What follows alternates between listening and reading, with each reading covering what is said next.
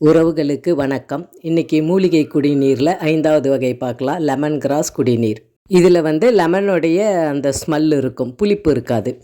எலுமிச்சை புல்லுன்னு இதை சொல்லுவாங்க. இதில் ஒரு பிஞ்சு ஜீரகம், 4 மிளகு, 2 கிராம்பு போட்டிருக்கேன். இது ரொம்ப கொதிக்க விட வேணாம்.